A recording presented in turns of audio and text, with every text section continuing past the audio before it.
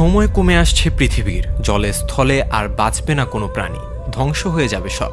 বিজ্ঞানীদের গবেষণায় উঠে এসেছে এমন তথ্যই।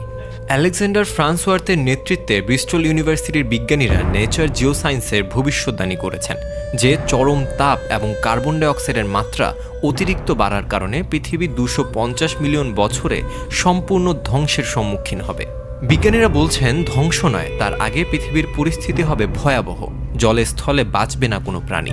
কিভাবে ঘটতে পারে এই ভয়াবহ পরিণতি? ক্রমাগত তাই নিয়ে গবেষণা করছেন বিজ্ঞানীরা। দীর্ঘ গবেষণার পর বিজ্ঞানীরা জানিয়েছেন মানুষসহ পৃথিবীর সমস্ত প্রাণীকুল নিশ্চিহ্ন হয়ে যাবে। সে সময় পৃথিবীর তাপমাত্রা বেড়ে দাঁড়াবে 70 ডিগ্রি সেলসিয়াসে। এই পরিস্থিতিতে শুধু প্রাণী নয়, বেঁচে থাকতে পারবে না উদ্ভিদও। বিজ্ঞানীদের মতে এর অন্যতম প্রধান কারণ কার্বন ডাই অক্সাইডের বৃদ্ধি, যার জন্য প্রত্যক্ষ এবং পরোক্ষভাবে দায়ী মানুষ।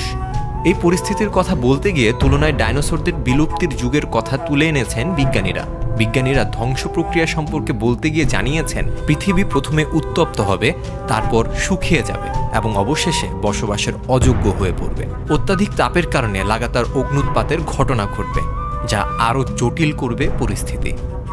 হাসান মাহির, নিরপেক্ষ, নিউজ ডেস্ক, ঢাকা।